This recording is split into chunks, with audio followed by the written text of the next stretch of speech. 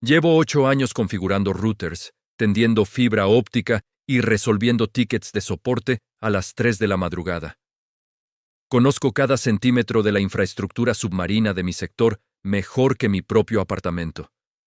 Por eso, cuando algo no encaja, lo siento antes de verlo. Era un martes cualquiera cuando recibí una alerta de anomalía en uno de los nodos de monitoreo costero. No era un fallo, no era interferencia, era tráfico. Tráfico que no debería existir. Me tomó 48 horas entender lo que tenía frente a mí, y otros 3 días decidir qué hacer con esa información. Pero antes de contarte lo que encontré, necesito que entiendas algo fundamental. El 95% de todo el Internet global viaja por cables submarinos, no por satélites, no por el aire. Por cables del grosor de una manguera de jardín, tendidos en el fondo del océano, que conectan continentes enteros. Si alguien controla esos cables, controla la información del planeta. Y alguien, aparentemente, lo sabía mejor que yo. La anomalía apareció en el segmento costero del sector que superviso, una desviación mínima en los patrones de latencia. El tipo de cosa que la mayoría de mis colegas hubiera archivado como ruido del sistema. Pero yo tenía una regla personal. Si algo se repite 3 veces en el mismo punto geográfico, no es ruido, es una firma. Esto se había repetido 11 veces en 6 semanas. Corrí los diagnósticos estándar, todo limpio. Luego accedí a los registros de tráfico sin procesar, los que nadie revisa porque son enormes y técnicamente tediosos. Y ahí estaba, un patrón de microbifurcación. Una cantidad minúscula de datos siendo copiada y redirigida antes de llegar a su destino final. En términos simples, alguien había instalado un dispositivo en el cable que hacía una copia silenciosa de todo lo que pasaba por ahí. Como si le hubieran puesto un espejo a una tubería de agua, desviando un hilo invisible hacia algún lado desconocido. El problema era que ese como algún lado no aparecía en ningún mapa que yo tuviera autorización para ver. Aquí es donde la historia se complica, porque lo primero que hice fue lo que cualquier ingeniero responsable haría: escalar el incidente a mi supervisor. Le envié el reporte técnico con todos los datos. Capturas de pantalla, coordenadas del segmento afectado, análisis de los patrones de tráfico. Su respuesta llegó en menos de 2 horas. Revisado, no se requiere acción, cierra el ticket. Eso no era una respuesta técnica, era una instrucción. Y en ese momento entendí que el problema era mucho más grande de lo que había imaginado, porque los cables submarinos no son solo infraestructura tecnológica, son infraestructura política. Déjame explicarte la arquitectura real de esto, porque es lo que muy poca gente comprende. Los cables submarinos son construidos y operados por consorcios privados, generalmente conformados por grandes empresas tecnológicas y telecomunicaciones. Google, Meta, Microsoft, Amazon, todos tienen cables propios, pero también los tienen gobiernos, agencias de inteligencia y empresas estatales de países que han entendido que quien controla el cable, controla el flujo de datos.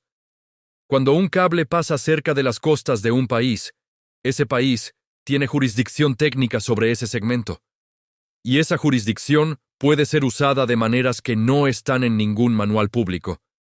Lo que yo había encontrado no era un hackeo amateur. Era una intervención sistemática, quirúrgica, del tipo que requiere recursos institucionales. El dispositivo no había sido instalado desde un bote de pesca. Ese tipo de operación necesita un submarino especializado, equipos de buceo de profundidad y un conocimiento técnico que solo tienen un puñado de organizaciones en el mundo. Las agencias de inteligencia llevan décadas haciendo esto. El programa Ivy Bells de la Guerra Fría ya interceptaba cables submarinos soviéticos en los años 70. Lo que revelaron Snowden y los documentos de la NSA en 2013 mostró que la intercepción de cables submarinos era una práctica activa y masiva. Y eso fue hace más de una década. La pregunta no era si esto existía. La pregunta era quién lo estaba haciendo en mi sector. ¿Y por qué ahora? Pasé las siguientes noches trazando el recorrido del cable afectado. Conectaba 3 países, transportaba tráfico financiero, comunicaciones gubernamentales, y una cantidad significativa de datos corporativos de industrias estratégicas. Era exactamente el tipo de cable que aparece en los informes de inteligencia como objetivo de alta prioridad. Pero también encontré algo más. La bifurcación no era nueva. Llevaba activa, según los patrones históricos que pude reconstruir, al menos 18 meses. 18 meses de datos copiados, redirigidos y almacenados en algún lugar que yo no podía identificar. Y nadie en mi organización, o al menos nadie que quisiera hablar, parecía sorprendido. Esto me llevó a la parte más incómoda de toda la historia. Porque cuando empecé a investigar discretamente, cuando empecé a hacer preguntas con las personas correctas en los contextos incorrectos, me di cuenta de algo que ningún curso de certificación en redes te enseña. La infraestructura de Internet no es neutral. Nunca lo fue. Fue diseñada, tendida y financiada por actores con intereses geopolíticos concretos. Los puntos de intercambio de tráfico, los nodos de distribución, los cables troncales, todo tiene una geografía que no es accidental. Y esa geografía refleja las relaciones de poder entre países tal como existen, no como nos las enseñan en los libros de civismo.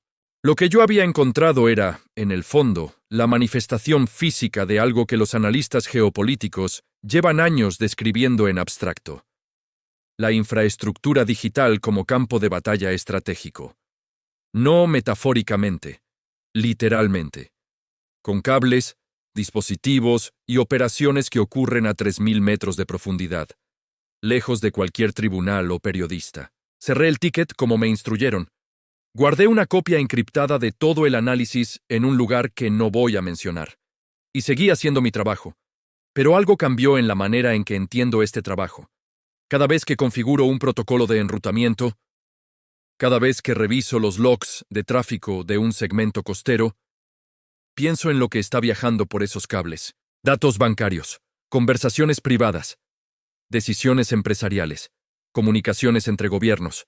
Y pienso en cuántos dispositivos silenciosos, instalados por manos que nunca conoceré, están haciendo copias de todo eso en este preciso momento. La Internet que usas todos los días no existe en la nube. Existe en el fondo del océano. Y el fondo del océano, resulta, es el territorio más disputado del siglo XXI. Eso es lo que encontré un martes cualquiera. Eso es lo que nadie quiso investigar oficialmente. Y eso es exactamente lo que el mundo debería entender sobre cómo funciona realmente la arquitectura del poder digital.